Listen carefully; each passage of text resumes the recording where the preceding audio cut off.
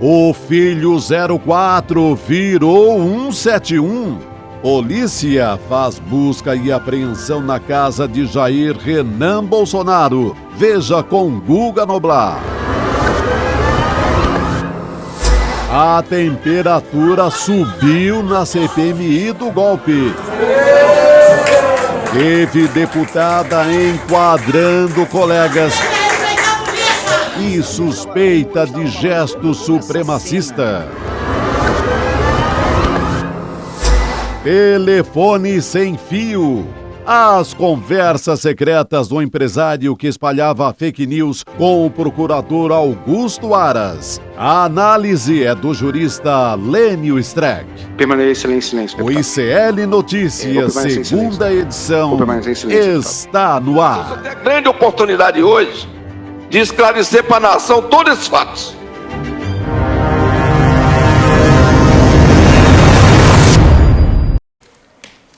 Olá, boa noite! Seja muito bem-vindo, seja muito bem-vinda. O ICL Notícias, segunda edição, está no ar, como disse a nossa vinheta.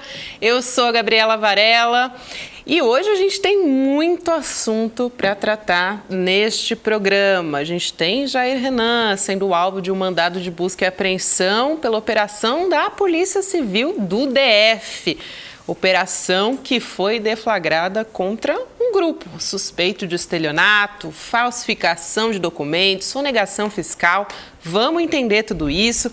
Tem CPMI do 8 de janeiro, como sempre, a gente teve treta na CPMI, como todos os dias. Depoimento do sargento Luiz Marcos dos Reis, que é apontado como autor de movimentações financeiras ao tenente-coronel Mauro Cid.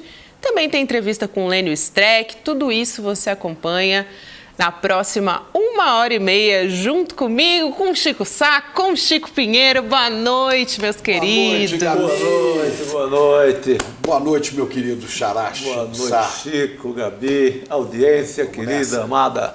É isso aí. E hoje é quinta-feira, também nos acompanham, além do YouTube, os canais Instituto Conhecimento Liberta, Eduardo Moreira, também o canal Com Brasil, que é de uma rede de televisão pública comunitária disponível em algumas operadoras de TV por assinatura. Hoje, quinta-feira, 24 de agosto de 2023. Também dou boa noite para você que nos assiste de Tubarão, Canoa, Rio Grande do Sul, Timbaúba, Pernambuco, Curitiba, Além Paraíba, Goiânia, Divinópolis, Cocal, Piauí, Salvador, Salvador, que maravilhosa. Beleza, hein? São José de Mipibu, Rio Grande do Norte. Tem também cidade de aniversário, a gente fala aqui todos os dias. Quem que tá de aniversário? Lá no estado do Chico Sá tem Ubajara, no Ceará. Opa! Tá fazendo 108 anos. Ubajara tem umas preciosidades, né? Tem uma gruta que é uma maravilha. Olha só! E é frio, viu? Cuidado, se for para Ubajara, leve casaco. Não pense assim que é no Nordeste, no Ceará. Não é assim, não. É uma região de montanhas. Da Serra de Ibiapaba, lá em cima. Lá tem um parque nacional pequeno, mas muito rico, com grutas, onde foi encontrado, inclusive, um fóssil, um crânio fossilizado de um urso brasileiro de 10 mil anos. Exatamente. Então estão lá as grutas de Ubajara, já cheias de viveram riquezas. por lá. É terra ali, os romances de Uiracema, do Zé de Alencar, tudo passa por ali. É ficção, mas é um cenário imaginado por ali. É bem lembrado, né? O Birajara é um fóssil. Ubajara. Porque tem um fóssil Birajara, esse povo todo que é do Ceará. Que é do Ceará também. Muito bem lembrado. Agora, quem nasce em Ubajara, ubajarenses. Um beijo para todos os ubajarenses. 108 Estão de anos. Parabéns hoje. Muito bem. E você que está assistindo aqui, acompanhando o canal, já pode dar aquele like pra gente, porque olha, ontem eu estava vendo que a gente estava só com metade de like, então as pessoas estavam nos assistindo, mas não estavam dando like. Rapaz. Então, fazer a lembrança aqui para você já no início do programa, dá aquele like pra gente, ativa o sininho para receber todas as nossas informações desde o início do ICL Notícias segunda edição. E também participa, né, gente? Você pode participar no chat, mas também mandando o seu vídeo pra gente, comentando os assuntos do programa. Grava aquele vídeo na horizontal, celular deitadinho, 15 segundos. Você manda pra gente no WhatsApp, 11 9899 2893. Chico Pinheiro, o que a gente vai falar hoje? Olha, eu tô me lembrando, agora bateu na minha cabeça aqui uma frase, né, daquela figura horrorosa do Roberto Jefferson, que numa CPI lá da época acho que foi aquela CPI do Mensalão, né? Sim. Falou o quê com Zé Dirceu? Vossa Excelência desperta em mim os meus instintos mais primitivos. Muito bem. Jair Bolsonaro despertou em muita gente nesse Brasil seus instintos mais primitivos e nefastos. O bolsonarismo despertou, não que não existisse, já existia, mas despertou o racismo, o ódio, a supremacia branca e o neonazismo. Eu estou aqui com uma pesquisa feita pela antropóloga Adriana Dias, inclusive faleceu no começo desse ano. Ela fazia essa pesquisa e em 2020 ela detectou em Santa Catarina 69 células neonazistas, variando de 3 a 40 pessoas, que cultuam a figura do Hitler, né, que usam símbolos do nazismo, a suástica e tudo mais, que leem conjuntamente livros, né? A revista Piauí depois fez uma reportagem atualizando isso em maio deste ano. Bom, eram 69 células neonazistas em 2020. Em 2022, em Santa Catarina, havia 320 células neonazistas. Quer dizer, este número triplicou durante o governo Bolsonaro, os 2 primeiros anos. A cidade de Blumenau, lá foram detectadas, a cidade de Blumenau tem 360 mil habitantes. 63 células neonazistas só em Blumenau. São Paulo é a capital que tem o maior número. A grande São Paulo, com 12 milhões de habitantes, né? A cidade de São Paulo, 99 grupos neonazistas. São dados que eu vim pesquisando aqui. Não é? E isso, mas isso não tem nada a ver com Bolsonaro? Claro que tem, porque os símbolos do neonazismo, eles se juntam também aos símbolos dessa supremacia branca que era, né, a eugenia era uma das características do nazismo, né? E em outros países, os Estados Unidos, da Ku Klux Klan, né? E um dos símbolos deles é bebê leite. Os bolsonaristas aí, São Miguel do Oeste aí. Olha aí que coisa, né? Bebê leite, né? Tá aí ao lado do ex-presidente da Caixa. Chico, e uma imagem toda ensaiadinha, é tudo combinadinho, não é uma coisa assim, bebendo leite. Estava passando ali e pegou um copo de leite, não. Isso é imagem feita para isso.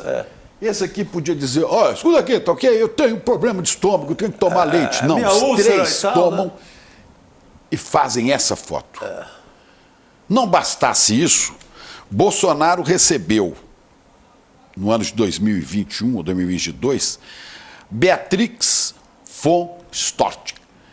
Beatriz von Storch é neta de um ministro de Hitler e é líder de um partido de extrema-direita na Alemanha. Foi recebida por ele no Palácio do Planalto. Como ele não tem compromisso nenhum com a verdade, é o pai da mentira, que nós já dissemos aqui, ele também vai lá no Museu do Holocausto e faz um discurso em defesa dos judeus. Mas as pessoas que combatem o neonazismo estão de olho e sabem disso. Vamos ver, hoje aconteceu um episódio, o Brasil tem hoje 1.117 grupos catalogados de neonazistas. As pesquisas para identificar esses grupos, Chico, Gabriela e você aí da comunidade ICL, são feitas muitas vezes mergulhando na Deep Web, aquela parte da internet, né, onde essas pessoas trocam, né, Chico, essas informações. Os porões da internet. No esgoto da internet, né, nos subterrâneos da internet. Então ali você consegue identificar. Até agora são 1.117 grupos catalogados de neonazismo. O neonazismo é algo que tem que ser combatido que Bolsonaro com a foto com um sósia de Hitler. Achou bonito. O neonazismo tem que ser combatido todo o tempo, em todos os lugares.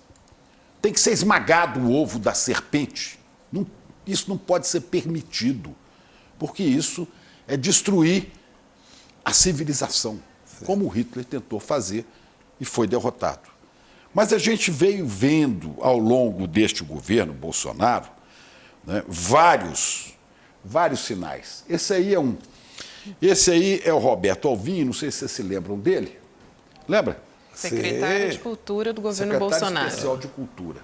Ele resolveu imitar este cidadão aqui, que vem a ser Joseph Goebbels, que era o chefe da propaganda nazista. Usou trechos do discurso e tudo, né? Usou trechos, parafraseou, usou trechos do discurso de Goebbels e apareceu nesta foto aqui. Copiou o discurso do nazista Joseph Goebbels e causou onda de indignação. Isso é para mostrar para vocês como que Bolsonaro cultua desde o começo do seu governo isso. E favoreceu, é claro, que só em Santa Catarina, que é chamada de Eldorado do neonazismo, e eu quero aqui prestar uma homenagem a todos os humanistas, democratas, progressistas, gente civilizada desse estado de Santa Catarina. Né?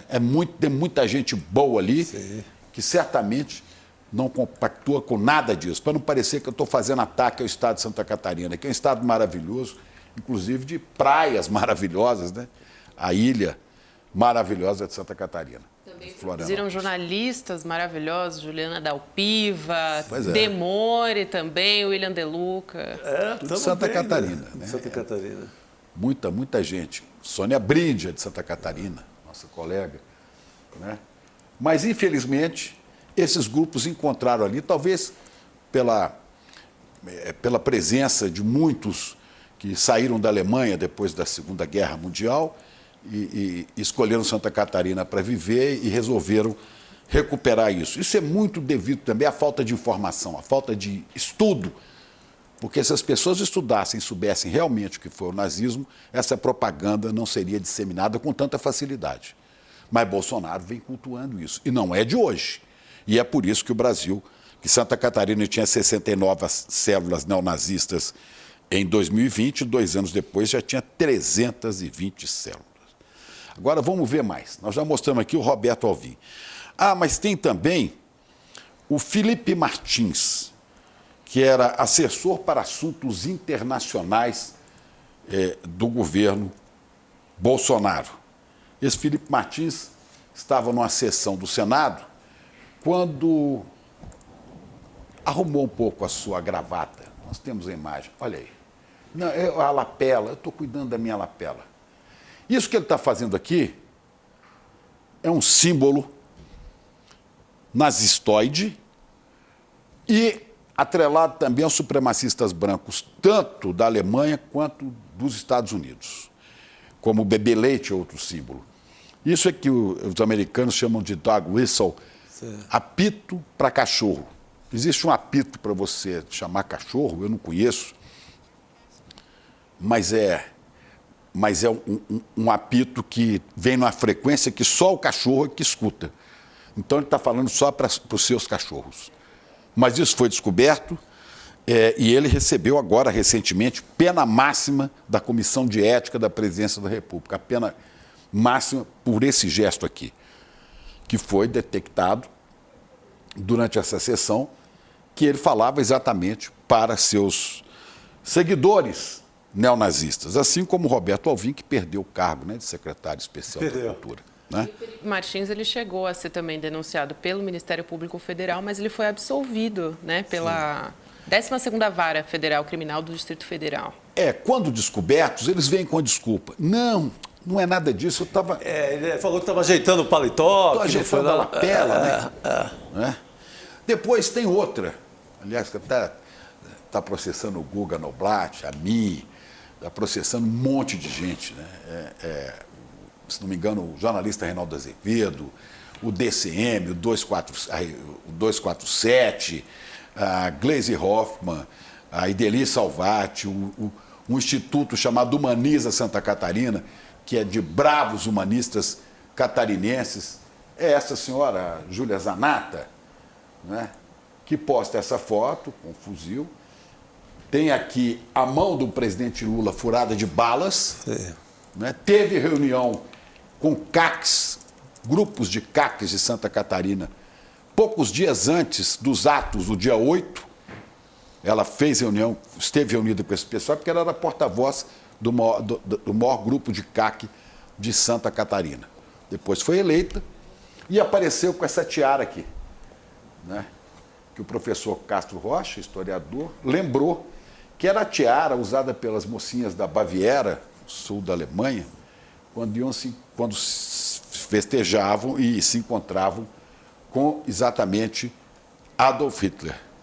Seria o avô da mentira, né? O Adolf Hitler. Ela está nos processando porque ela disse que essa tiara é tradição da Alemanha, de fato é, né? E que ela usa em Blumenau, que isso é muito normal, ela anda sempre com essa tiara.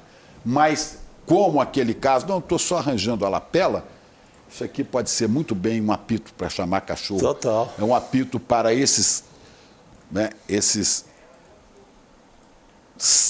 320 células neonazistas de Santa Catarina. É possível? É. Desculpas sempre encontraremos. E hoje, o deputado Abílio Brunini, do PL bolsonarista do Mato Grosso, olha aí, ó, viu? Viu o gesto? Tem outro que é mais claro. Esse aí fez com muita convicção, né? Acho que não quis esconder nada, né? Ele estava filmando, inclusive. Acho que tem uma outra imagem que isso é mais nítido, né? Mas ele faz com muito... Acho que ensaiou para fazer isso, da forma tão bem feita que ele faz. O outro disse que passava, arranjava a lapela, e esse aqui disse que não. Eu estava dizendo, e de fato estava dizendo para o presidente da comissão, isso aí é na CPMI dos atos golpistas, que ele estava querendo mais 3 minutos de fala. Eu quero 3 minutos. Você conhece alguém que faz 3 assim? Não. Né? Quantos dias você vai ficar fora? 3 dias. Não, eu faço assim. Né? Ninguém faz assim 3 dias, né? A não ser que você esteja embaixo d'água numa aula de mergulho. Tá? Que é assim. Aí você tem que fazer, né? Porque assim é para subir. Ok. Eu sei que eu mergulho também. Então, exatamente. Vamos ver aqui o que isso quer dizer. Nós temos aí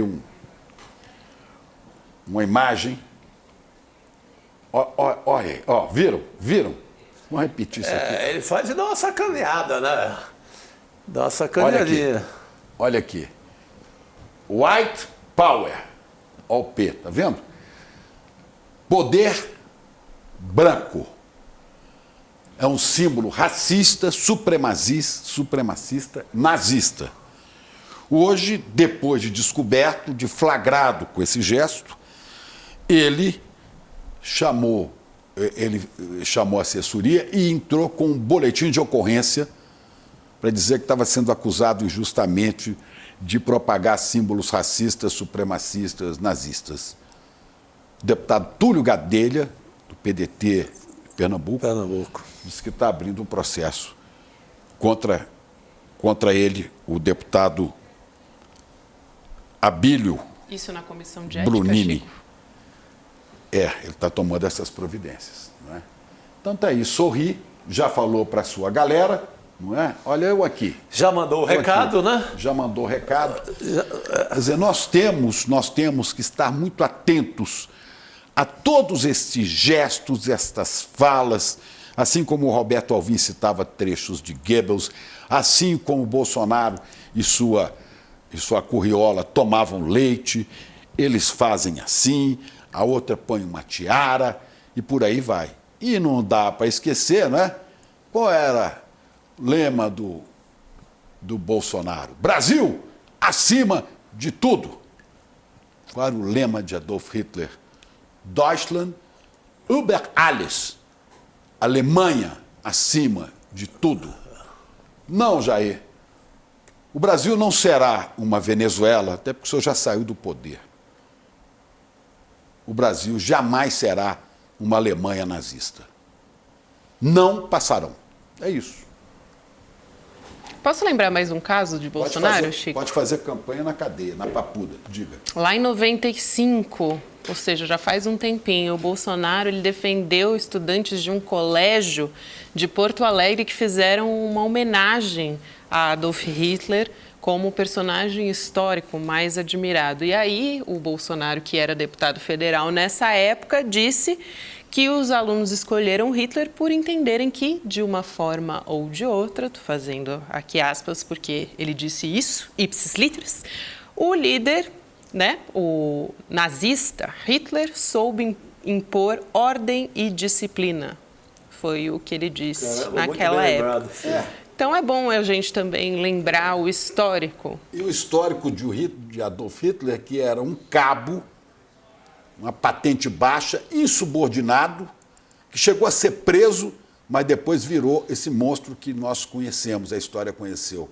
Assim como o Jair, que era um tenente, depois um capitão inexpressivo, segundo o general Geisel, Ernesto Geisel dizia, é um mau soldado esse Bolsonaro, não é? Mas sorte nossa que em 30 de outubro do ano passado, esse sujeito foi derrotado nas urnas, democraticamente. Imagina mais 4 anos dessa desgraça. A gente estaria fazendo esse jornal possivelmente fora do Brasil, clandestinamente. Ainda que sendo um inimigo da democracia, foi derrotado Totalmente, nas urnas por sim. ela. Agora, a Elô, só para a gente avisar a nossa audiência, vai trazer com detalhes essa história do Abílio. Ela estava na comissão enquanto ele fez esse gesto e aí a gente vai entender melhor qual que foi o contexto. Enfim, ela vai trazer toda essa explicação. Agora a gente vai conversar com o Guga Noblar, trazer o Guga para a nossa mesa redonda. E aí, Guga, boa noite para você. Guga.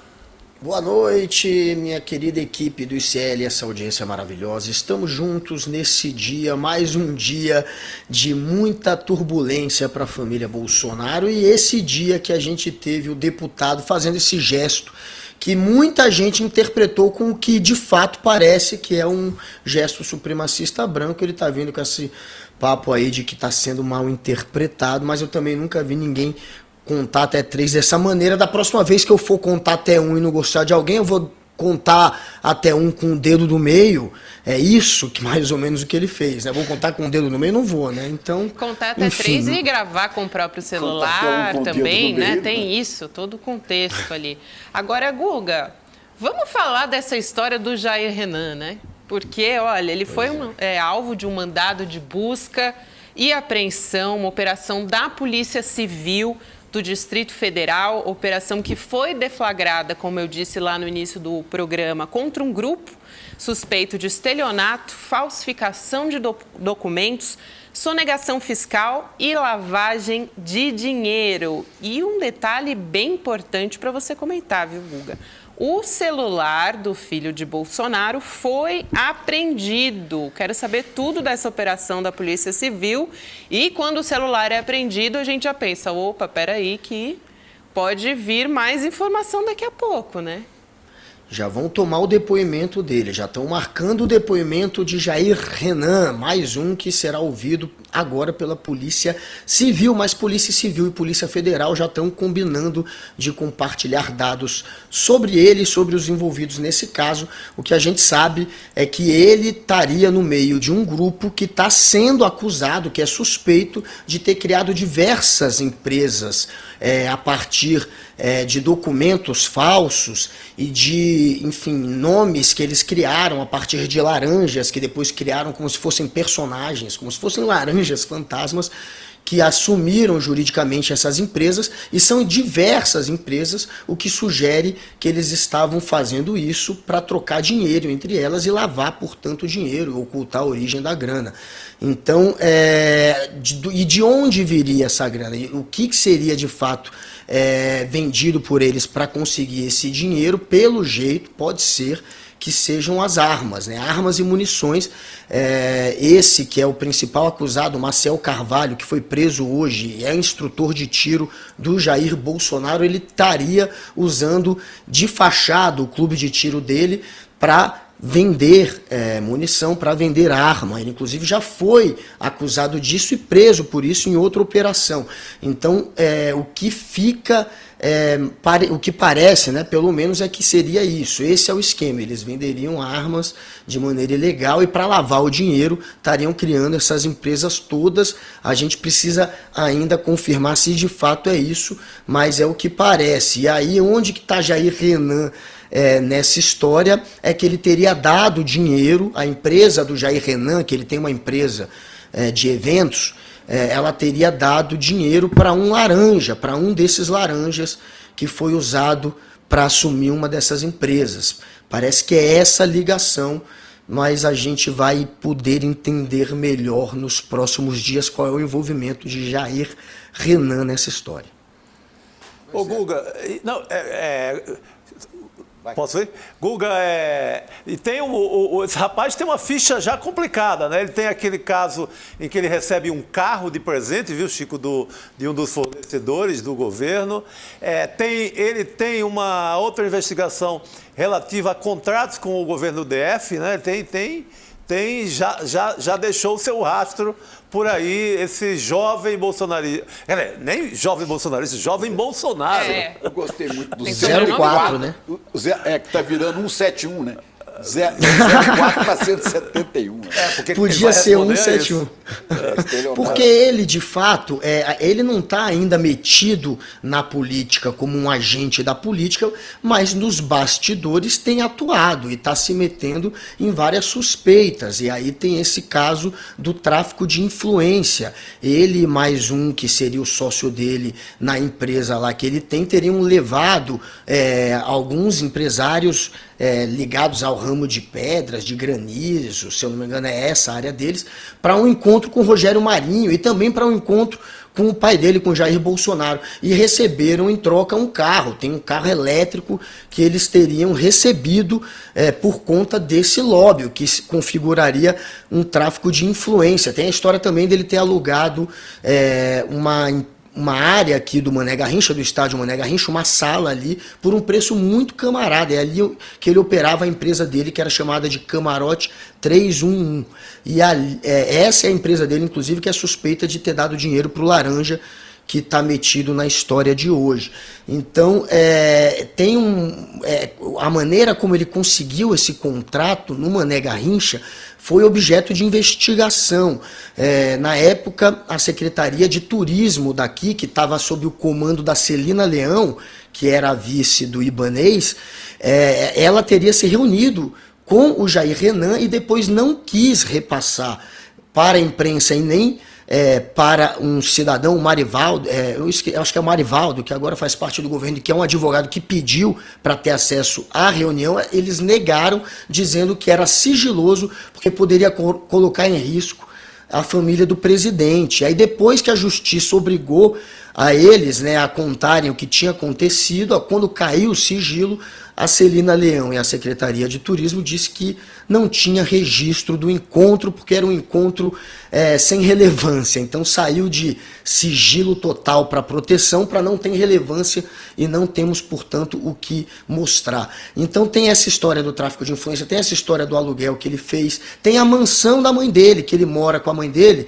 que vale 3 milhões de reais, e que era uma mansão que estava em nome de Laranja, e que depois passou para o nome dela, a Ana Cristina Vale, no fim do ano passado. E ninguém entendeu como é que ela comprou essa mansão. Então, de fato, são muitas histórias já envolvendo alguém que só está ainda no bastidor da política, mas que tem o sonho de entrar na política. Tanto que hoje aprenderam o celular, o HD e anotações que ele tinha exatamente sobre o coeficiente eleitoral da última eleição. Não, tão jovem, né? E tão enrolado já, né? Mal começou a viver, já está... os passos da família. O que ele viu? O que esse rapaz viu, né? Não é querendo atenuar a culpa dele, mas o que ele viu dentro de casa desde que nasceu? Ele só viu rolo. Ele só viu rachadinha. Rolo, não Rolex, porque não tinha Rolex. Não tinha Rolex.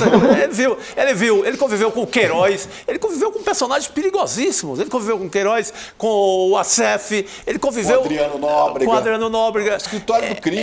Ele viu milícia, então ele não quer ver o... Chico, Ele namorou a filha Namorou do assassino a de filha- Marielle. Exatamente. Ele namorou a filha A do Rony formação- Lessa. do Rony Lessa. A Ela formação nega, né? desse rapaz A também. filha nega que ela namorou o Jair Renan, ela mas o fato nega. é que surgiu essa história Essa- na E tem época. mais. Tem um brincalhão Essa aí no história- Twitter dizendo: esse Jair Renan deve ser aquele filho do Lula, que era dono da feira. Se fosse filho do Lula, deve ser aquele a filho treta do era Lula maior. Que era dono do Freeboy. Imagina. Agora, deixa eu Mas dar a- uma informação adicional, Guga, que você trouxe, porque o William De Luca trouxe aqui, que ele apurou, né, que o Jair Renan deve ser candidato a vereador lá em Balneário ou Itajaí. Você falou sobre essa história. Camboriú. Exatamente. Gozado Porque de tem Santa um Catarina papel que o também, Guga né? falou, exato, tem um papel com os números do quociente eleitoral que o Guga falou e o William De Luca apurou essa história. Ele está sendo cuidado lá em Santa Catarina por um empresário bolsonarista que participou dos atos golpistas e é investigado também por bloqueios nas estradas, o Emílio Dalsóquio. Está sendo bem preparado, né? O Tá sendo bem professor, preparado. professor é bom.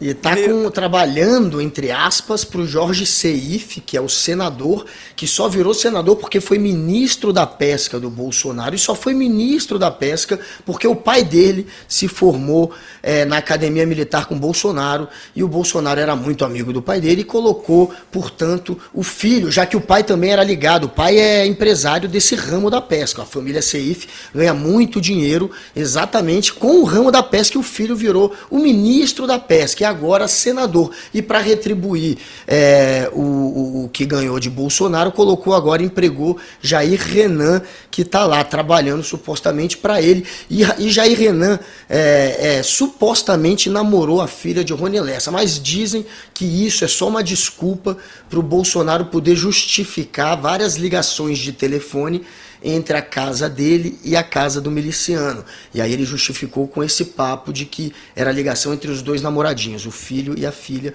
mas essa história também não se sustenta muito, tá? Do Jair Renan ter namorado a filha do Rony Lessa. Pode ser mais uma cascata para encobrir os passos de Jair Bolsonaro.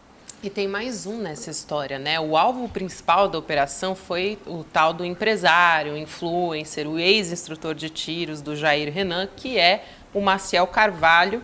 Guga, a gente pode trazer mais detalhes dele, porque ele já tinha sido preso antes, né? Ele é acusado de supostamente outros crimes. Parece que ele tinha 10 CPFs, é isso? Opa. Caramba. Eles criaram eles já descobriram pelo menos 10 CPFs que foram criados por ele para poder abrir essas empresas, empresas que estavam em nome, portanto, de laranjas ou de pessoas fictícias. Ele tem uma coleção de registros criminais, ele já foi acusado de falsificação de documentos, estelionato, organização criminosa, peculato, lavagem de dinheiro, corrupção ativa, uso de documento falso, disparo de arma de fogo, e também foi alvo de operações já da Polícia Civil do Distrito Federal. Enfim, é alguém que tem um currículo realmente notável, e é muito estranho o filho de um presidente, alguém que tem inclusive informações da ABIN, vale lembrar até que a ABIN atuou, né? Quando estourou o caso de tráfico de influência do Jair Renan, a ABIN foi acusada de estar atuando para blindar o Bolsonaro ali. E a gente sabe que a ABIN era usado pelo Bolsonaro, enfim, como se fosse uma agência que atuava em prol da família dele. E é bem provável que ela repassasse também informações para o Jair Renan, se ele quisesse. Mas mesmo assim, pelo jeito, ele não sabia que estava frequentando o clube de tiro e se tornando colega de alguém com um currículo desses, né? O advogado de defesa dele, que foi contratado hoje, no lugar do Assef, que até então era o Assef, agora é o Admar Gonzaga, o mesmo que defendeu o Bolsonaro lá no TSE, alguém muito competente.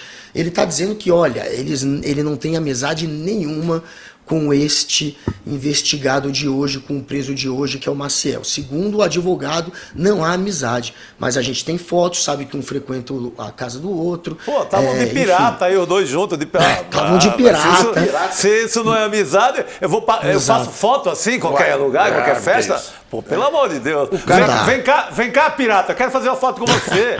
Mas é pirata com esse currículo, é bem-vindo à família, né? A família Bolsonaro abraça. Agora, você chamou atenção para algo muito interessante.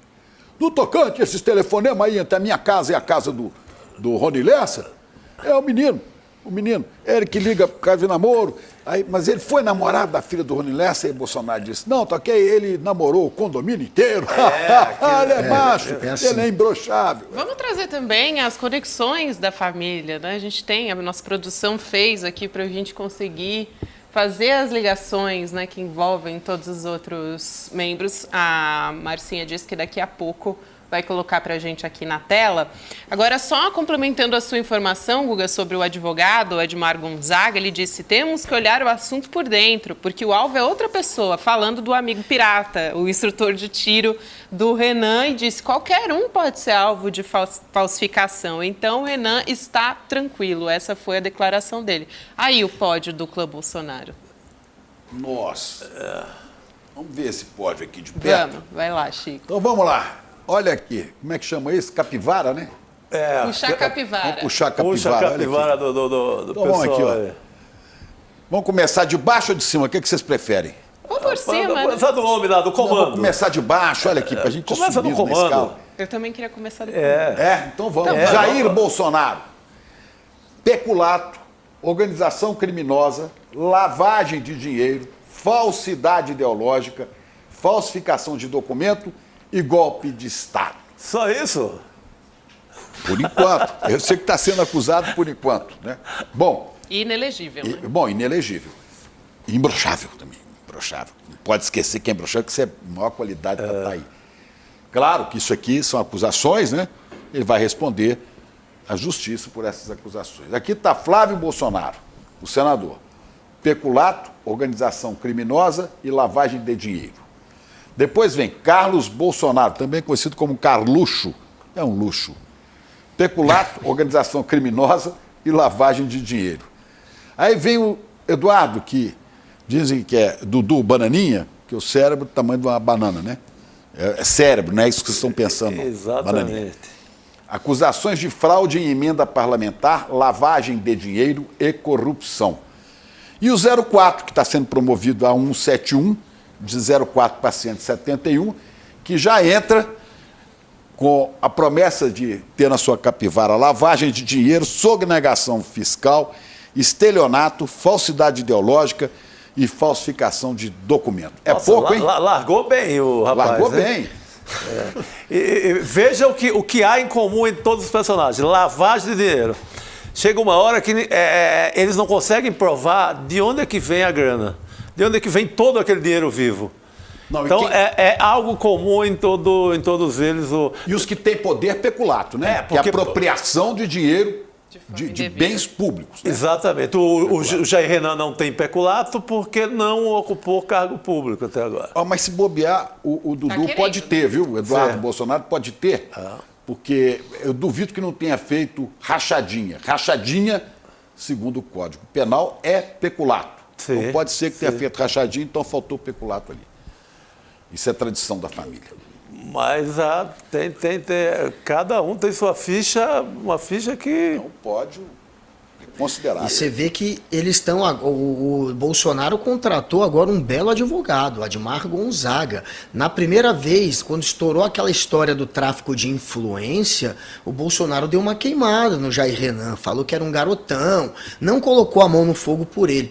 Acabou até fritando, de certa maneira, o filho publicamente. Dessa vez, não. Dessa vez, ele de imediato já colocou um advogado de primeira linha ali para defender o filho, não é mais o Assef, agora é o Admar Gonzaga, o que demonstra muito pelo contrário, não que ele está tranquilo, porque se estivesse tranquilo ele não ia ter que gastar tanto com o advogado, mostra que ele é muito preocupado, por isso que vai torrar uma grana com alguém que cobra tão caro como o Admar Gonzaga e que goza da confiança do Bolsonaro, é um dos que inclusive passou Pix pro Bolsonaro, deu 5 mil reais para Jair Bolsonaro, um daqueles que mais doaram. A gente falou da lista, né, dos empresários que acabaram doando uma grana a mais via Pix, e ele estava no meio.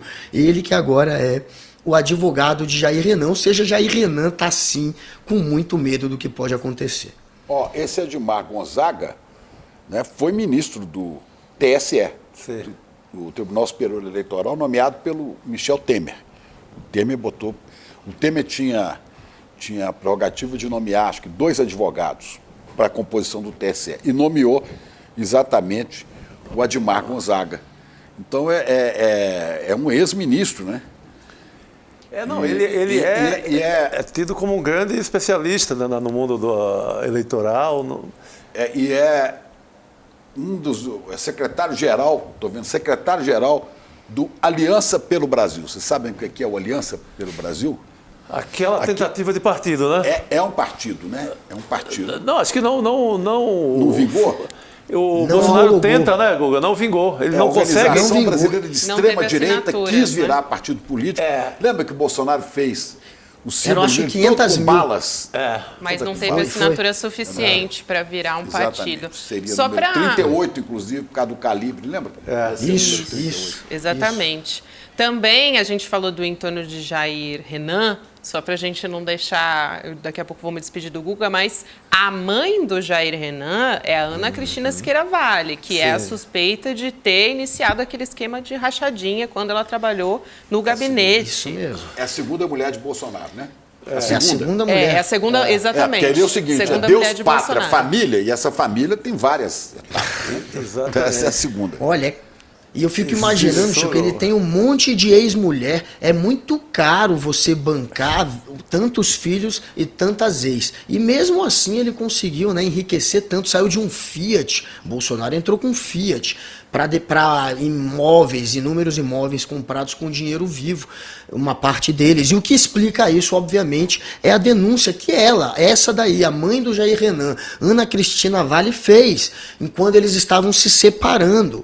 Acho que 2007, se eu não me engano. Ali ela denunciou Jair Bolsonaro, deputado, como alguém que fazia rachadinha, que levava uma nota todo mês e que teria, inclusive, quebrado, né, o cofre deles no banco, arrombado o cofre que eles tinham no Banco do Brasil para roubar, segundo ela, as joias do casal. Ela disse que foi roubada, que as joias que ela tinha, olha como ele gosta de joias há muito tempo, ele teria roubado as joias de Ana Cristina. Ela que era o Queiroz, antes do Queiroz, ela que era a gerentona, pelo que pesa das suspeitas, de comandar esse caixa 2 da rachadinha. Ela é que pegava a grana. E aí, quando ela se separa, ela denuncia isso e vai embora do Brasil, exilada, dizendo que estava sendo ameaçada de morte por Jair Bolsonaro, e se esconde na Noruega e acaba abrindo mão do processo. Mas, enfim, ela chegou a revelar isso tudo, mesmo que tenha voltado atrás depois,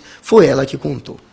É isso aí, Guga. Bom, só para completar aqui a Aliança pelo Brasil, nossa produtora altamente eficiente, a Laurinha Couto, né, neta do grande Ricardo Couto, me manda aqui agora uma informação, né?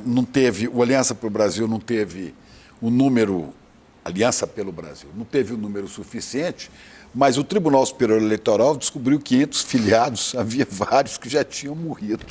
E ainda tem isso.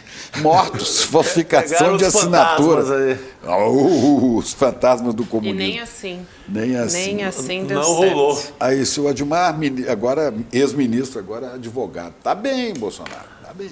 É isso aí. Guga, boa noite pra você. Obrigada, hein? Até amanhã. Boa noite. Tamo junto, espera. galera. Boa noite. Boa noite, Beijo. Guga. Guga. E aí, Lô Vilela, já tá aí pra conversar com a gente? Ah, ela Então, aí. claro. Elô, gente, de novo, com a mesma cor, impressionante. E ontem foi o primeiro dia que a gente não tava. Os outros A gente todos tá compraram. numa sintonia, Heloísa Vilela, que eu vou te contar. E os Chicos também hoje, É né? verdade, olha só. Eu pois combino é. com a Elô e o Chico se Tudo combinam. estudado. Você que está em casa, Só não bebemos leite, aqui é água, viu, não gente? caia na coisa que foi intuição. Não. Aqui é tudo ensaiado, tudo combinado. Exatamente. E CL é assim. Ô, Elô, você está acompanhando nossa prosa aí há algum tempo já, né? Nossa prosa com o Guga, né? Agora, Com certeza. É muita loucura. é muita loucura. E a Elô acompanhou de perto hoje, gente, CPMI do golpe, ouviu o depoimento do sargento Luiz Marcos dos Reis, que era um dos ajudantes de ordens de Bolsonaro, subordinado ao tenente Mauro Cid. E ele tinha muita coisa para explicar, né, Elô? Pagamentos em espécie para Michele Bolsonaro, tem o caso das vacinas falsas, várias questões que ele tinha que trazer na comissão. No depoimento, o que ele diz? Que a movimentação de 3 milhões e 300 mil reais da conta dele para Mauro Cid foi referente a um consórcio entre amigos. Como assim, Elô? Pois é, ele falou e não explicou muita coisa, né? Porque você ganha 13 mil reais por mês e movimenta 3 milhões e 300, mesmo que você faça um consórcio, só se for um consórcio para o iate, né? Porque para um carro, 3 milhões e 300 mil não justifica.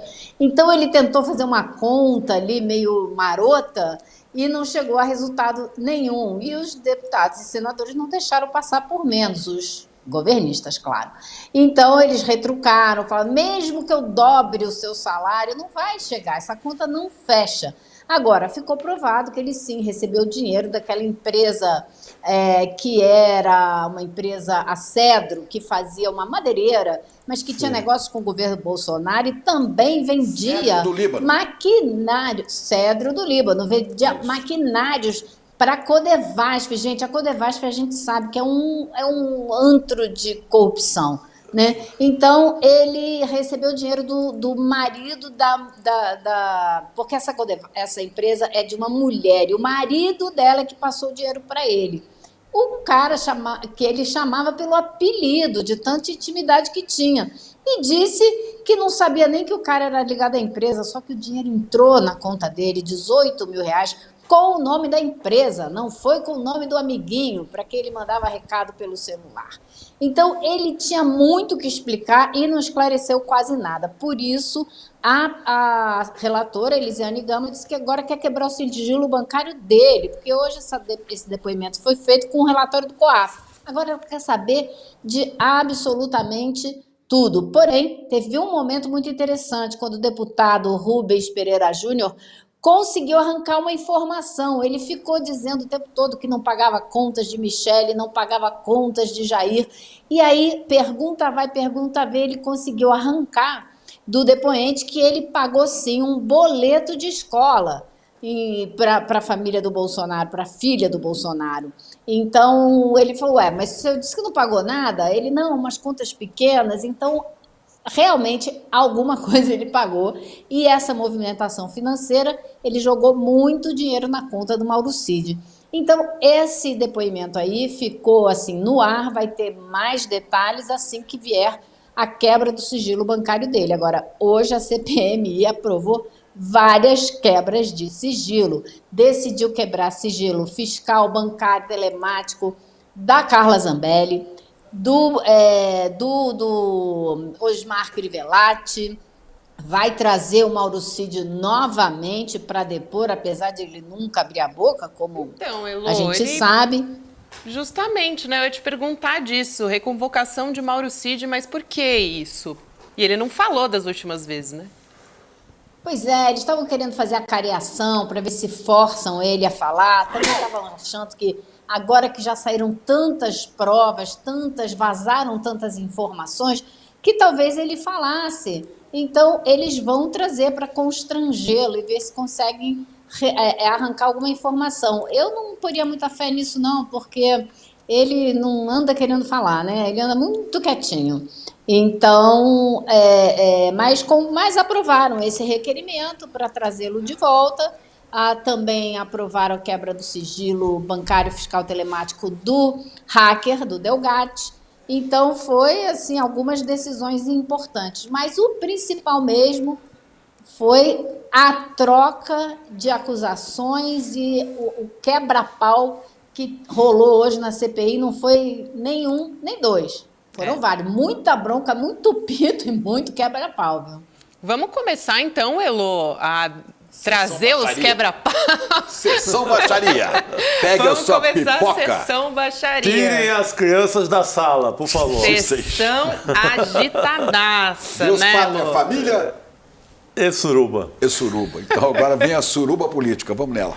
Vamos lá, a gente teve logo de cara um bate-boca com os deputados Marco Feliciano e Laura Carneiro. E a Elô, claro, estava lá, registrou esse momento. A gente tem também esse vídeo para trazer aqui agora. Agora me mandar essa porra você! Vai respeitar! Aprenda a respeitar a polícia! Aprenda a respeitar a mulher! E homem também! Acabou que não sou respeitador, não tá doendo, não!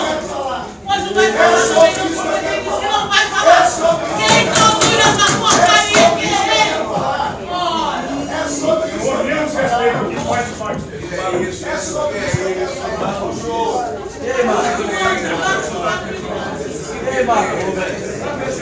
Olha, essas mulheres na comissão são sensacionais, porque não deixa passar, não. E irrita profundamente os bolsonaristas, que eles não toleram mulher, né? Bolsonaro sempre foi agressivo com mulher. Sim, tem uma... Diz que a filha dele foi uma fraquejada, né? Sim. Ele acha que não vale nada. Ele tinha a mania de atacar jornalistas, mas especialmente as mulheres. E essa turma bolsonarista Especialmente faz... as mulheres. Marco Feliciano, são todos esses A idiotas. senadora Elisiane Gama também, terça-feira, foi alvo também do Feliciano, né, Elô? Então, era esse o contexto que eu queria dar para vocês, porque a Laura também reagiu já com base nisso. Já na semana passada, houve essa situação a portas fechadas, onde a Elisiane diz que o Marco Feliciano gritou com ela gritou de volta, ele diz que não, diz que foi ela que começou. Porém, no fim da história, no fim do bate-boca, ele foi lá e pediu perdão a ela. Ele pediu perdão. E ela saiu da sala e tinha um monte de jornalistas esperando. Ela não mencionou nada dessa briga, porque ele pediu perdão, ela aceitou o perdão e seguiu em frente, pois ele foi para as mídias sociais descascar a Elisiane. Aí ela não aguentou e respondeu. Então, essa briga hoje já tem a ver com esse contexto que as mulheres já estão irritadas com o Marco Feliciano. E hoje, o que aconteceu foi que o presidente Arthur Maia deixou rolar um debate entre oposição e governistas, uma fala para cada um, e o Feliciano queria continuar no debate, reclamando dos requerimentos e tal. Ele disse, não vai falar, acabou, agora a gente vai para a oitiva e tal. Aí ele falou lá atrás, fora do microfone, ditador. Foi aí que a Laura partiu para cima dele com esse discurso que vocês viram. A gente tem a fala da Elisiane também, Só uma né? coisa, eu não sei se é esse deputado, mas havia alguns aí comprando briga, inclusive esse Abílio também, que não são membros da CPI, estão lá assistindo e se metendo no meio da confusão. Não, esse ele também, é. Esse não, é da ele comissão. é membro da CPMI, e Gabi, você ia falar da fala da Elisiane, foi mais tarde, né? Depois que passou isso tudo, houve a oitiva e tal, ele provocou novamente. Aí ela respondeu. E a resposta dela é demolidora. Vamos ver? O senhor é Bora pra pastor. fala. Mas como o senhor me disse na última reunião, não vou mais lhe chamar de pastor, porque o senhor me pediu para eu não lhe chamar mais de pastor. E, de fato, o senhor não merece se chamar de pastor.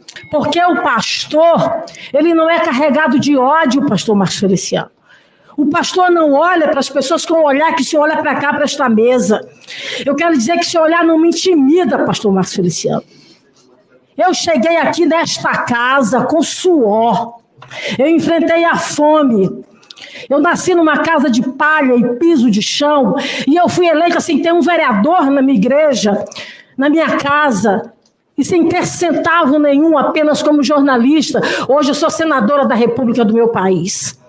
E eu quero dizer que não é o seu olhar torto e nem a sua forma de intimidar que vai me intimidar aqui, desta tribuna onde eu sou relatora. Você foi um hipócrita comigo, você pediu perdão e você não levou em consideração o perdão. Que Deus abençoe a sua vida e que o Senhor, Deus tenha misericórdia das mentiras que o Senhor profere aqui, se escondendo atrás do púlpito como pastor. Nossa, forte a fala, hein? Demolidora mesmo. Vê a cara de canalha, né? Quando a câmera vai nele. E olha, eu vou te dizer, ela foi falando e ela foi crescendo, e você vê que ela foi ficando com cada vez mais raiva. E ela contou, para quem quisesse ouvir, que ela, quando era jovem, na igreja dela, ela vendia cachorro-quente para a igreja juntar dinheiro para poder levar o Marco Feliciano para dar palestra. E hoje ela se sente quase que traída pelo pastor que ela está conhecendo na CPMI, que, como ela disse, é carregado de ódio. Os discursos que eles fazem na CPMI, vocês não têm noção, porque a gente não tem mostrado aqui. Mas são discursos abjetos, exatamente carregados de ódio. Outro dia ele chamou quase todos nós jornalistas de Goebbels. Disse que nós somos todos Goebbels. É uma coisa assim absurda os discursos que ele faz.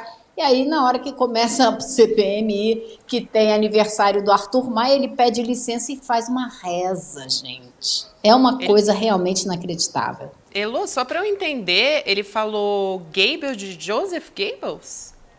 Sim, senhora. Mas é ídolo deles. Ora, eles que admiram, não, você tem que ver os discursos que ele faz, são, assim, pavorosos, carregados de ódio. Ela tem toda a razão quando ela diz isso. Impressionante mesmo. Agora, falando nessa referência, eu fiquei horrorizada aqui, a como ele se referiu aos jornalistas. A gente teve também um momento do deputado Abílio Brunini, que é do PL do Mato Grosso. No meio da sessão, no início também do programa, a gente falou sobre isso, porque ele fez um gesto, que é o mesmo gesto que neonazistas de supremacia branca fazem. A gente vai ver esse momento de novo, para poder discutir aqui com o Elô. Olha lá. Dá para ver que ele faz esse gesto com a mão esquerda e ele está filmando com a mão direita. Eu não sei se a gente tem a fala dele no vídeo. Tem um filme A gente dele. tem. Esse filme que ele fez com a mão direita. Isso. Tem esta imagem. A gente vai colocar também para mostrar. Olha aí, olha aí. Olha lá. Como eu estava falando, toda essa cena que a extrema-direita faz aqui... Então, dá mais 3 minutos. Obrigado. Como eu estava... 3 minutos, ele vai, não, cretino. É muito de muita cretinice. É muito de propósito. Ele faz com muita convicção. Olha lá. Eu vou discordar de vocês um pouquinho, tá? Então, eu quero entender o contexto, sempre, Elô, que isso aconteceu. Não, boa, Elô, você estava lá. Você estava na cena. Da cena do crime. Então, o que acontece, né? Primeiro, o histórico. O Brunini só participa da CPMI para atrapalhar, para fazer bagunça. Ele já foi chamado mais de uma vez de aluno de 5ª série, etc. Hoje ele levou um pito do Arthur Maia, porque ele fica bagunçando.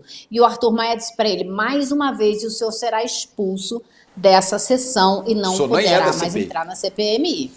Então, ele só vai para fazer bagunça. Ele fica atrás das pessoas botando chifrinho, pegando o ângulo da câmera da TV Senado, aí fazendo assim com a mão atrás da pessoa, para a pessoa não ver mais aparecer na câmera.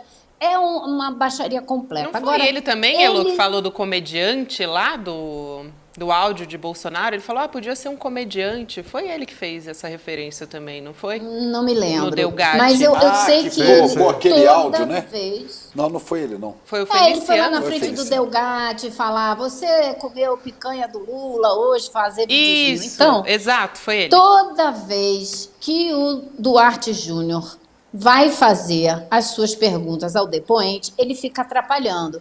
E o Duarte Júnior, então, vira para o Maia, quero mais 1 minuto porque ele está me atrapalhando. Aí o Maia dá mais 1 minuto. Isso acontece em todas as sessões. E aí, hoje, aconteceu a mesma coisa. O Duarte Júnior começou a fazer as perguntas e ele começou a falar um monte de coisas ali, atrapalhando. Aí o Duarte Júnior, mais 1 minuto. Aí o Maia vai lá e dá mais 1 minuto. E foi nesse momento que ele gravou esse vídeo, mostrando ali no fundo, vocês veem o Duarte Júnior, e ele fala, dá mais 3 minutos, como quem diz, vai, dá para esse bebê chorão aí mais 3 minutos. Foi nesse sentido. Então, tem esse histórico e tem o fato de que ele está constantemente gravando o vídeo. Ele faz isso o dia inteiro dentro do Congresso. Não sei o que mais que ele faz, mas isso ele faz o dia inteiro. Então, esse é o contexto que eu queria dar para vocês tirem as conclusões que quiserem. Acho que você pode discutir se ele aproveitou essa situação para fazer esse gesto, pode discutir isso.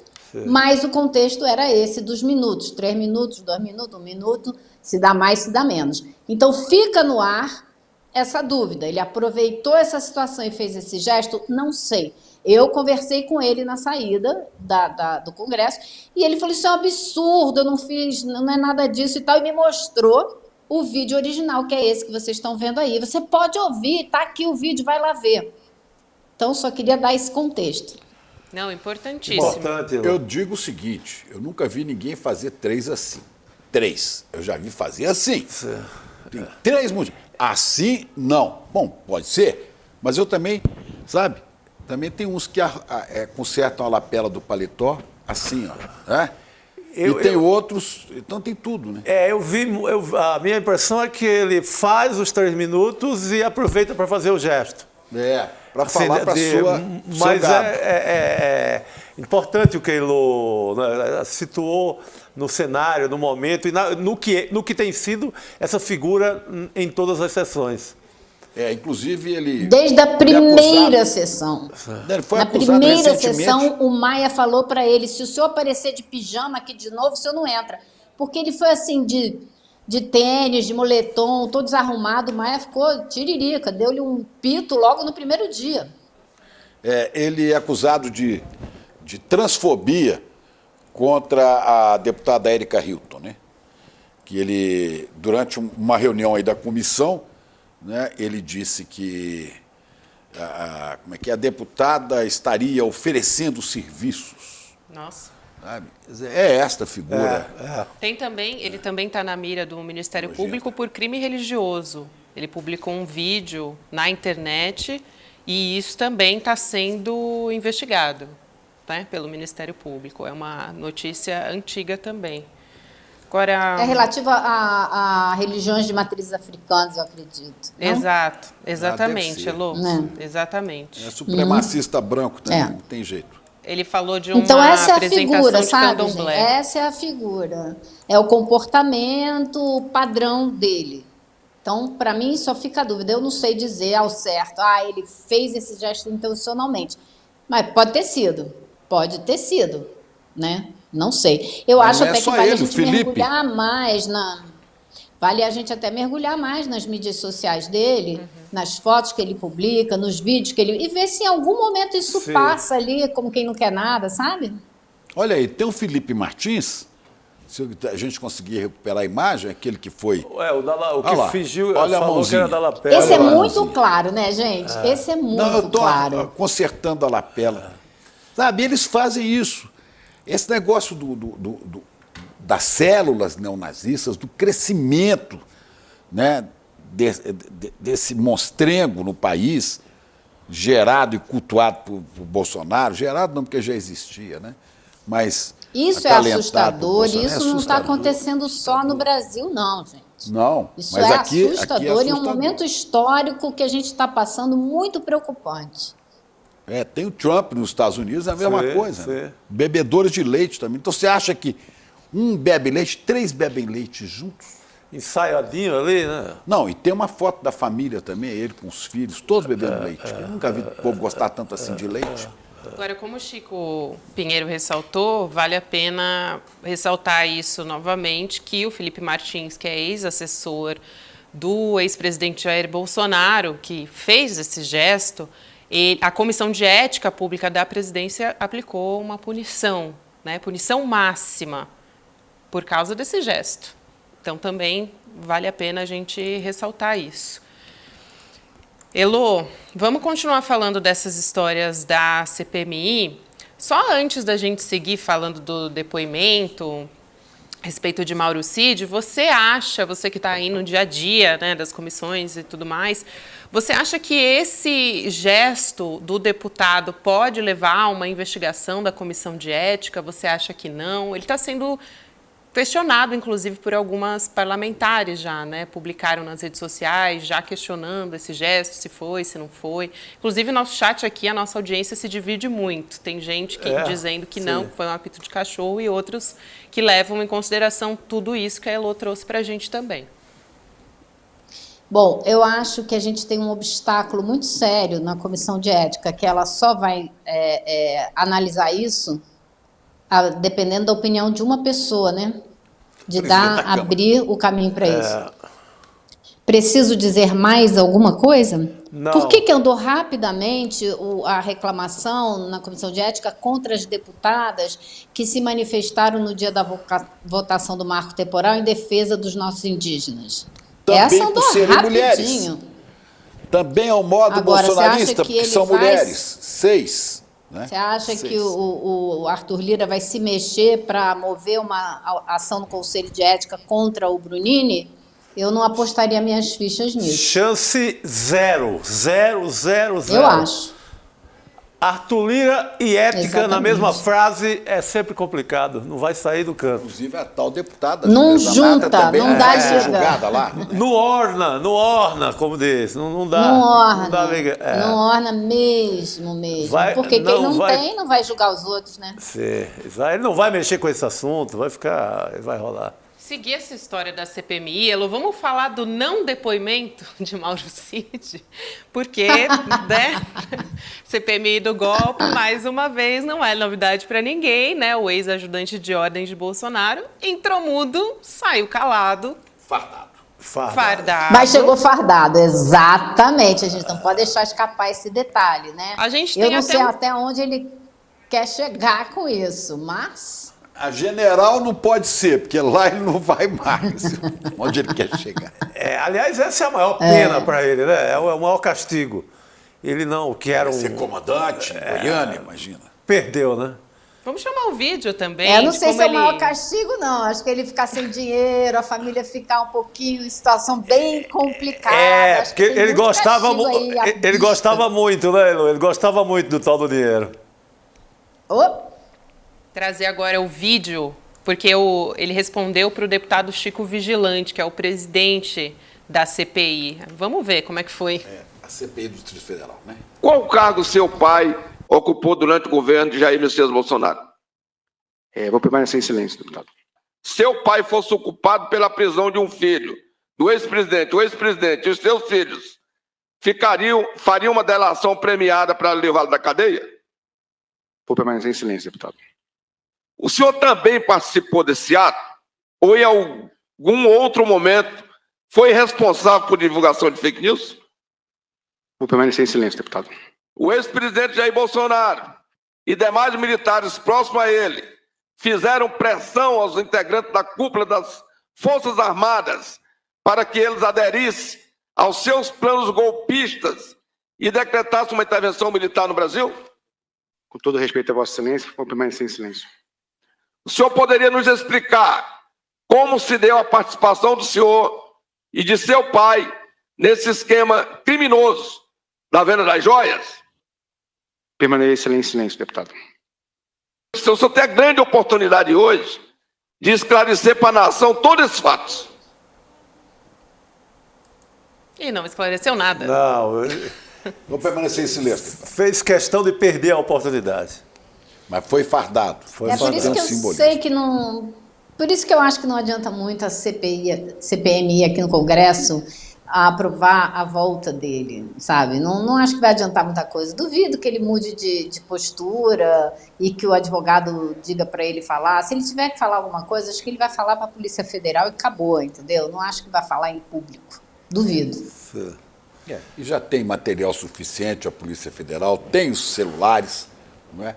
E mais sabe das importante falcatruas até dos do que eu malfeitos. vi. Sim, muito mais. Agora, quanto à farda, eu acho que ele dá um recado muito direto para as Forças Armadas, para os comandos todos, né? Que estou aqui em não nome de vocês. Não me larguem assim, não me larguem assim. Ele diz com todas as letras, fui escalado pelo comando militar. Ele é escalado para virar o ajudante de ordem pelo comando do Exército. Então, é uma escolha das Forças Armadas, não é uma escolha. Então, olha, não me joguem assim na lama de um dia para a noite, que a minha escalação vem de cima. Mas semana passada, vários jornais falavam disso, né? Que no meio militar, ele vai para o barro, já foi para o barro. O barro é a maior punição que você pode ter. Quer dizer, vai ser aqui jogado para o barro, para o esgoto. E ele não escapa, não. Resta saber se o pai vai escapar, né? O general Lorena Cid. E tem uma questão... Acho difícil também, viu? Conta bancária aí vai ser difícil. Agora, sobre essa história da farda do tenente-coronel Mauro Cid, vale a pena dizer aqui que é uma notícia de hoje, de tarde, o Ministério Público Militar decidiu arquivar uma representação contra o Mauro Cid, justamente aberta para investigar o fato dele ter comparecido fardado à CPMI lá do 8 de janeiro, né? Então, a gente teve essa decisão de que o uso do traje militar por Cid se justifica, de acordo com a promotora que avaliou esse caso, em razão dos temas tratados por aquela CPMI se referirem à função de ajudante de ordens da Presidência da República, cargo de natureza militar, então exercida pelo tenente-coronel Mauro César Barbosa Cid. Então, é essa a decisão que a gente tem. Acabei de ler um trecho aqui também, Elô. Pois é, se ele ainda é militar, né? Ele não perdeu o carro, não perdeu a patente. Vai dizer o quê? Que ele não pode ir fardado? Aliás, difícil, ele está no quartel, ele está hoje o Jornal o Globo mostra, aliás, numa vida bastante interessante ali, com cela, tudo tranquilo, não pode nem chamar de cela, assim, ele está no quartel e... Recebia visitas, muitas visitas. Agora está proibido pelo STF de receber o pai, né? Sim. Porque o pai é acusado de crimes como ele. Sim. Mas recebe, né? Recebe muita gente. Vamos seguir, né? Elô, obrigada mais uma vez. Um beijo. Será que amanhã a gente vai combinar de novo o nosso look? Não, porque amanhã eu não estou no N2. Então é só por isso. Só no N1 amanhã. Muito bem. Mas segunda-feira a gente está de volta. Então tá bom. É bom também descansar, né, Elô? Você precisa. Heloísa trabalha muito. Elô veio de Nova York achando que Brasília ia ser um tédio. Olha só o que ela traz todo dia. Aquilo que não tem aqui é tédio. Um beijo, Tchau, Elô. pessoal. Até segunda-feira. Bom descanso. Noite. Vamos chamar, então, o jurista Lênio Streck para conversar com a gente nessa noite de quinta-feira. Boa noite, Lênio. Salve, professor. Salve. Eu só falo na presença do meu advogado. Boa, tá aqui, ó, Chico Sá, seu advogado. Chico Sá, meu advogado. Disse assim, não vou falar nada. Defendê-lo é fácil, defender o Lênio, imagina, moleza total. Vou permanecer em silêncio. Agora, eu assisti hoje e achei assustador, pessoal. E aí vem toda a questão. Estou comparando com Trump, que está indo para lá para ser arrestado, né, preso. E vejo, por exemplo, na CPMI, o senador de Santa Catarina chamar Lula de ladrão 2 vezes. E o modo arrogante como o bolsonarismo se comporta é apenas um sintoma daquilo que a gente vem dizendo. Ou o establishment, ou o governo, os liberais, a esquerda, se coloca no sentido de cobrar das instituições, Ministério Público, etc., principalmente o Ministério Público, uma forte atuação e dar uma resposta institucional, ou nós vamos pagar mico e isso vai ser um passapanismo. Não, o Bolsonaro continua não ser indiciado, grande parte dos seus asseclas continua pintando, bem pimpão, pintando e bordando, o Ministério Público Militar arquiva coisinhas do tipo, não tem problema de ir de farda, mas não tem problema nenhum não falar nada. O Ministério Público é contra a prisão do Silvinei. Agora, hoje, esse episódio aí do empresário que pede auxílio para o Procurador-Geral da República, essas coisas todas são sintomáticas. E elas sendo sintomáticas, são angustiantes para os democratas. Angústia é aquilo que nós temos desde a modernidade, que a gente não sabe o que é, mas tem. Tanto é que antes de tratar-se angústia, as pessoas se matavam. A angústia começa a ser tratada a partir de Kierkegaard, depois Freud, etc., em que as pessoas podem dizer as coisas. Hoje nós estamos angustiados porque nós não estamos encontrando explicações para esse conjunto de coisas que está tão visível, tão claro, tão específico e não tem resposta. Isto é angustiante. É bom ter alguém como o Dr. Lênio, né? Que nos fala de Kierkegaard, Søren Kierkegaard. É um dinamarquês que tratou da questão da angústia. Da melancolia, um dos primeiros caras que tratam disso. Ô Lênio, a sua preocupação vem de longa data com o silêncio, a inércia do Ministério Público. Não age em nada, em nenhum caso. É um vácuo total. Hoje, essa questão do empresário, da Tecnisa, combinando ali com Augusto Aras, isso é muito imoral, né? Isso eu achei aquilo de uma gravidade. É porque a gente está falando tanto de gravidade, nada é mais grave, porque banalizou, né? É uma cachoeira de coisas graves, né? Você acaba de descobrir uma, vem outra, e vem outra, e vem outra. E o Procurador-Geral da República, falando dele todo dia aqui, ele, a dona Lindora... Não sai do canto. Mas você acha, Lênio, que temos uma esperança que com a saída do Augusto Aras, o Ministério Público volte a ser o que já foi, o que ensaiou a ser depois da Constituição de 88? Nos dê uma pequena esperança, por favor. Pois é. Eu conheço bem o Ministério Público, aliás.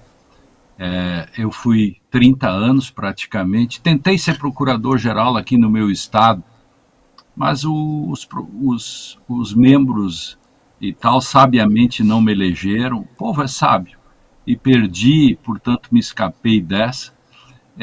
Eu penso que eu não tenho muita esperança não, porque a questão não passa simplesmente por uma troca de chefia. Há algo maior, há algo institucional, há algo estrutural. O Judiciário e o Ministério Público são conservadores. Veja o backlash, eu vou chamar isso de backlash, a volta, né, que se dá quando o sistema rebate. Veja o backlash da sentença do juiz que meteu-lhe 20 anos no hacker, porque o hacker representa o antibolsonarismo naquele sentido de, não ele mesmo, mas os atos dele que mudaram a República, e o juiz deu-lhe 20 anos, que ninguém entendeu até agora, só o juiz entendeu essa decisão. Mas é sintoma, eu sempre procuro pegar isso pelo sintoma, entendeu? Para tentar entender. Em janeiro, no dia 9 ou 10 de janeiro, mais de 50 procuradores da República fizeram uma representação contra Jair Bolsonaro por incitação de crime, etc., ao Procurador-Geral da República, e não se sabe o que aconteceu com isso. Então, evidentemente que o Ministério Público ele precisa ir para um divã, ele precisa dizer, afinal de contas, se a Constituição diz que o Ministério Público é o órgão encarregado de cuidar dos direitos das pessoas, da própria democracia, que ele esquece, o Ministério Público esquece que a Constituição diz que ele é o guardião da própria democracia, e ele não está entregando essa mercadoria. E agora, essa questão de hoje desse empresário é mais um ponto, é mais um degrau que se sobe nessa coisa toda que eu chamo, né, de uma espécie de pânico institucional. Há muito tempo eu criei essa expressão, que o pânico institucional é quando você tem todas as instituições à disposição e você vê que elas não funcionam. Chico Pinheiro, a minha metáfora é uma metáfora muito simplória, mas é boa de entender, porque às vezes nas platitudes estão as grandes sabedorias. Por exemplo, as instituições são como limpadores de para-brisa. Elas são úteis e funcionam se estiverem do lado de fora do carro. Do lado de dentro. Agora, Lênio... Isso é platitude, mas funciona assim. Então, não adianta você ter as instituições se elas lhe dão o drible da vaca. Sim. Se elas não respondem. O Bolsonaro, até hoje, com tudo, o Bolsonaro não é nem indiciado. Isso é um fenômeno. É um fenômeno. E pior... Isso não gera, Chico Pinheiro, isso não gera uma estupefação. Nós perdemos a nossa capacidade de indignação, nós perdemos nossa capacidade de ter percepção, porque nós fomos banalizados, nós sofremos de uma bulimia informacional e uma anorexia de compreensão. E às entendeu? Vezes... Viu, professor? Às vezes acho...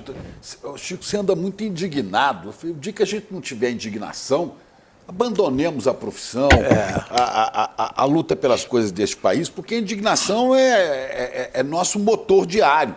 E tem que dar indignação e comichão nas instituições para que elas se mexam.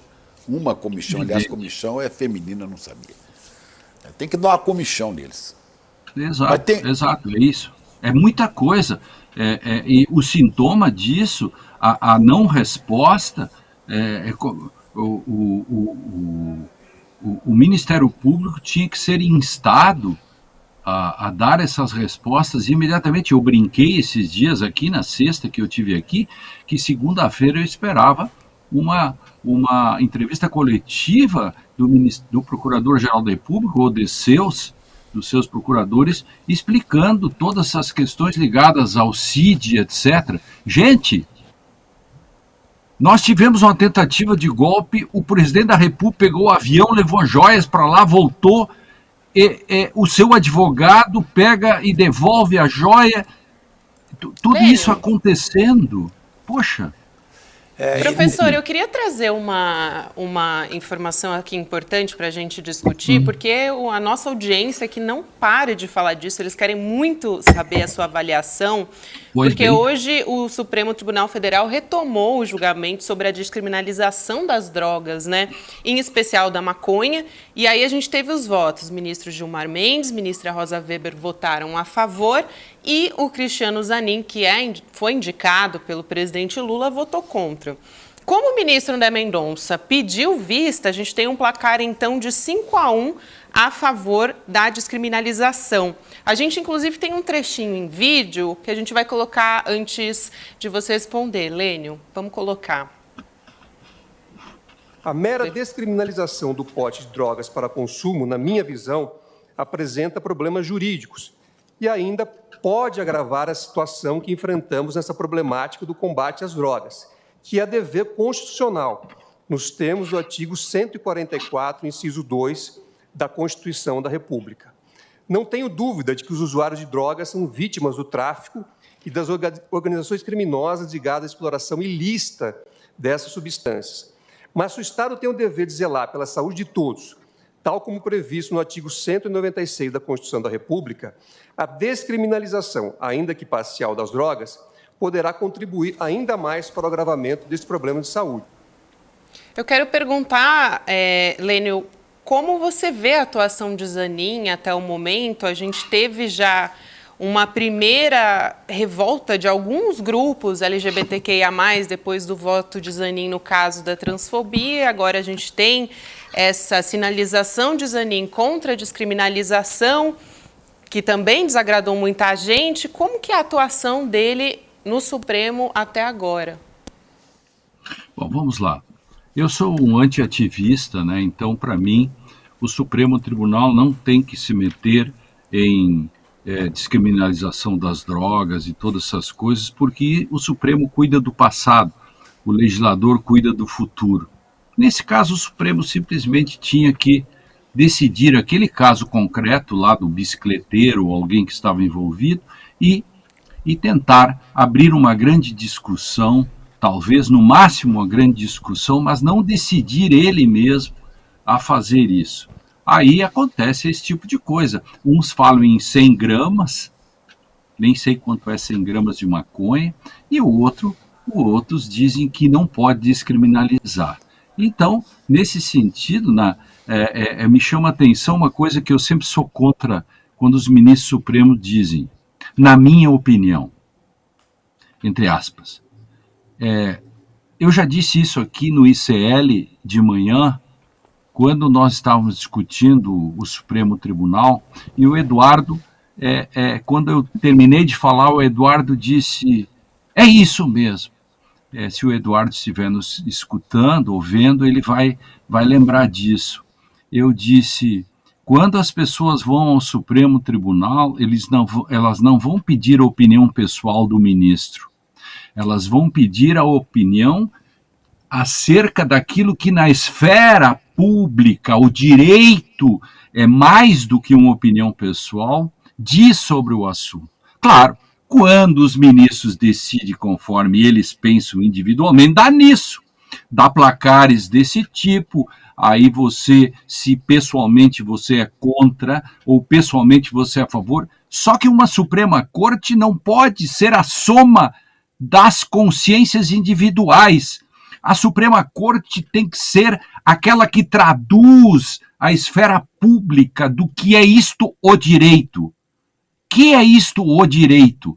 Não importa a opinião pessoal. Isso vale para Zanin, vale para todos. A minha crítica sempre é no sentido para todos. Então, nós temos aí esse caso da descriminalização das drogas. Primeiro, não era matéria para o Supremo, como outras matérias não são do Supremo, porque o Supremo não é legislador, ele não decide o futuro, ele decide o passado, e quando ele decide ou quer decidir o futuro, normalmente dá problemas. Então, nós temos que discutir, antes disso, qual é o papel do Supremo Tribunal.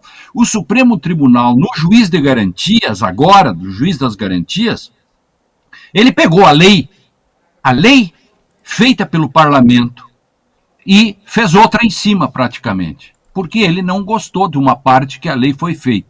Só que aí tem um detalhe, todo poder emana do povo. Na Constituição brasileira está assim escrito, são poderes da República, legislativo pela ordem, legislativo, executivo e judiciário.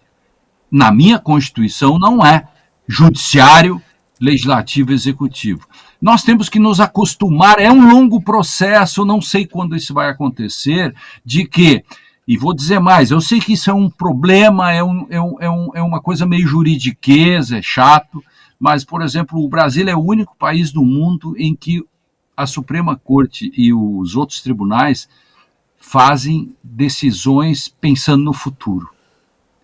Quando no mundo todo os tribunais têm a função de cuidar do passado. Quem cuida do futuro é o legislativo. É duro dizer isso. Por quê? Porque as Supremas Cortes, às vezes, elas dão decisões que a gente gosta. E a gente vibra e diz, aê!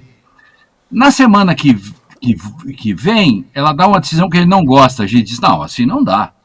É por quê? É porque nós temos que ter um modo coerente de fazer decisões na República. Por isso que nós surpreendemos, por exemplo, quando alguém que se esperaria que votasse X, ele vota Y. Por quê? Porque ele, pessoalmente, pensa assim. A grande questão é que se o ministro do Supremo pode decidir conforme ele pensa, antes disso tem uma coisa maior que ele. Vamos falar, eu falei em Kierkegaard antes, Chico Pinheiro, vou trazer outro, que é um cara muito famoso, né? É o Ludwig von Wittgenstein. e que disse o seguinte, não há linguagem privada, só há linguagem pública. Isto quer dizer o quê? Que não importa o que eu penso. Esse teste a gente faz com as crianças em casa, quem tem filhos, que netos, se você tem uma linguagem privada com eles, quando eles forem para o colégio, se eles levarem a mesma linguagem, eles vão quebrar a cara. Por quê? Porque o mundo gira pela linguagem pública. Esfera pública, aquilo que está lá nos gregos. Sócrates não foge, e Críton está ali do lado pedindo para ele fugir, ele diz, não posso fugir, o que os meus filhos dirão de mim? Sócrates fugiu? Ele desobedece o direito da polis, da cidade, de todos? Quem me injustiçou não foi a lei, quem me injustiçou foram os homens. É um pouco disso, assim, peço desculpas pela encheção de sei lá, as pessoas às vezes não gostam que a gente torne a coisa um pouco mais erudita, né? Mas eu acho que o Brasil precisa de um pouco mais de leituras, né? Então, por isso que a gente vê esses caras na CPI e essa gente toda fazendo essas coisas cotidianamente, né? E o cara faz um WhatsApp para o procurador da República usando o mim como índio, assim, para mim fazer. Quer dizer, só por isso ele já devia ser preso. Professor. Por violação da língua pátria, sabe? Preso em flagrante. Se eu fosse procurador-geral da República, eu diria, eu vou ignorar tudo que vocês dizem, você vai ser preso porque usou o mim para mim fazer, tá fora. Pois é, mas tem juiz aí, federal, era juiz federal da Lava Jato, que nunca respeitou a língua de Camões, né? Bom, eu acho ótimo que o senhor traga tudo isso para que a gente pense, Wittgenstein, Søren Kierkegaard. E isso é muito bom, porque as pessoas começam a procurar e a gente aprende, né? Mas há muita coisa a ser discutida. Hoje não vai dar tempo mais, mas eu queria lembrar uma coisa. Se esse assunto é tocado e tem provocado esse assunto do ministro Zanin, tanto barulho, é pelo seguinte, é que se pegarem um rapaz branco com 100 gramas, 80 gramas de maconha, não acontece nada com ele. Mas se ele for pobre e negro, ele vai mofar numa penitenciária até não sabemos quando. É esta discussão. Isso que eu ia justamente trazer. Justamente. Mas essa a gente tem que levar outro dia, diga. Então, ainda dá, a nossa produção autorizou. Há 30 anos, eu sou antigo, né? Eu sou anterior à Constituição, portanto eu sou um cara constitucional. Eu me adaptei à nova Constituição. E há 30 anos eu tenho a seguinte frase, que não é minha, que veio de um camponês salvadorenho, que diz assim, que explica isso que você, Chico Pinheiro, acabou de dizer. La ley es como la serpiente, solo pica a los descalzos. A los descalzos. Ponto. Nada mais precisa ser dito. Que tenhamos sapatos para todos. Este é o problema. Já que a gente tem um tempinho ainda, antes de entrar no Sinapse, acho que vale a pena fazer um comentário aqui, porque em 2017, como repórter, eu fiz algumas reportagens, na verdade, sobre o sistema carcerário. E em 2017, eu fiz especificamente sobre mães presas, né? Mulheres que estão presas, que têm filhos, tem uma ala... algumas penitenciárias aqui no Brasil e aqui em São Paulo têm áreas que chamam a área das mães, né, que ficam presas. E eu conversei com uma mulher lá que nunca me saiu da cabeça, ela foi presa como traficante, tá? Traficante com 7 gramas de maconha. Isso é um cigarro de maconha. E ela estava presa com uma criança pequena fora da penitenciária e um bebê recém-nascido dentro de uma cela. Ela e a criança dormiam e separada também da criança que tinha ali 3, 4 anos de idade. Então, só queria lembrar essa história. E não há dúvida. É que gerou toda a confusão no Supremo, porque, se não me engano, foi o ministro Gilmar que entrou com esta questão, né? O ministro Gilmar, E a discussão era exatamente, não sei se foi o Gilmar, mas exatamente sobre a quantidade. Porque eu não sei exatamente o que diz a lei, mas quando é considerado para porte individual, a pena pode ser repreensão do juiz, pode ser... Agora, quando for uma quantidade que se imagina que seja... Foi o ministro Alexandre. Que se imagina como possível de ser tráfico, aí vem uma punição pesada. Não é? Então, e ele estabeleceu mais ou menos em 60 gramas o Alexandre Moraes. Eles consideram essa base de 60 gramas hoje o sistema como todo. Agora, todos nós que conhecemos, porque o Supremo Tribunal declarou há 5 anos atrás uma coisa que ninguém entende até hoje, o que só existe na Colômbia e aqui, que é o estado de coisas inconstitucional. O Supremo disse, em outras palavras, para quem não é do direito, ele disse o seguinte: o sistema prisional é inconstitucional. Ora, se o sistema prisional é inconstitucional, eu não posso mandar ninguém que faça pequenos delitos, etc., lá para dentro, no mínimo isso. Por isso que é óbvio que a descriminalização do uso tem que ser feito como os países democráticos estão fazendo. Agora, se isso é matéria do Supremo Tribunal, o grande problema se você deixa o Supremo decidir isso, amanhã ele decide o imposto de renda, amanhã ele decide outra coisa, e ele vai crescendo, e me consumindo. Eu não quero fazer uma música em cima disso, né? Muito professor, bom, isso aí, Valeu, se não é matéria do Supremo, é matéria do ICL, e é um privilégio ter o seu pensamento luminoso aqui conosco. A gente quer continuar isso outro dia. Né? Claro, o que é papel de um, o que é papel de outro, e como é que a justiça é aquela, como las serpientes, né?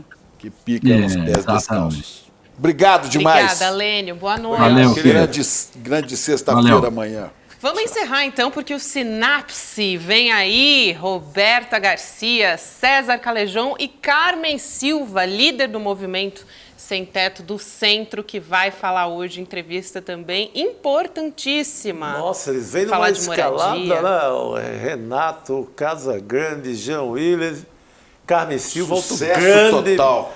Grande mulher, grande guerreira. Vamos ouvi-la, então. Um beijo para você que nos acompanhou até agora. Muito obrigada. Você fica agora na companhia deles, do Sinapse. Até amanhã.